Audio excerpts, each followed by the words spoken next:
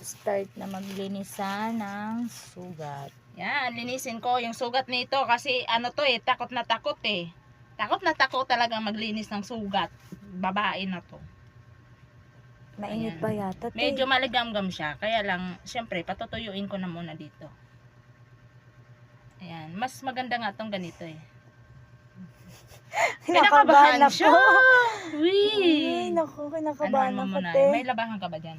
Diyan, ano, ang dami, oh. To? Ano to? Patungan. Hindi, kasi yung basa. Oo. Kabado siya!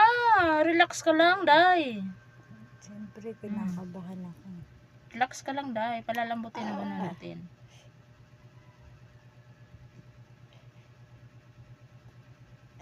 Sakit ah. Ay, ang init. Mas maganda to kasi mapatay yung ano niya, bakterya. Mapapatay yung bakterya niya, be. Naninigas yung isa kong paa. Agay. Nanginginig na ako agad. Wala pa man din.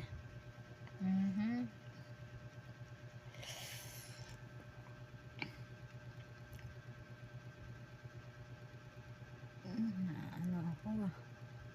Mainit eh. Maano rin yung ano niya. Init niya sa loob. Parang ano. Mas maganda yan kasi nga para yung bakterya niya mamamatay. Kaya nga kailangan bayabas ang ilalanggas mo dyan.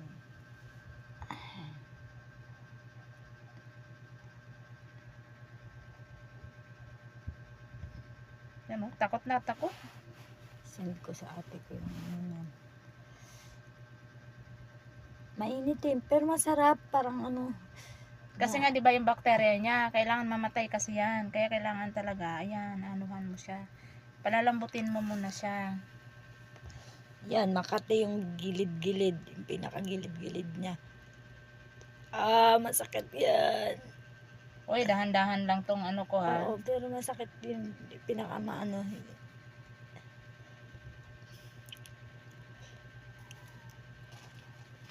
Sa amin din maraming ganyan mahihingan.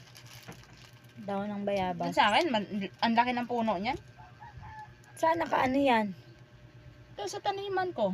Sa dulo? Te, dahan-dahan lang te ha. Ay, good te. Kailangan ko itong butasin ha. Butas na yan. Hindi, kailangan ko pantanggalin to. Pero dahan-dahan lang siya. Okay. Dahan-dahan lang siya, hindi naman siya ano. Kailangan kong tanggalin tong mga puti-puti. Alam mo kung bakit? Kasi ito yung nagdadala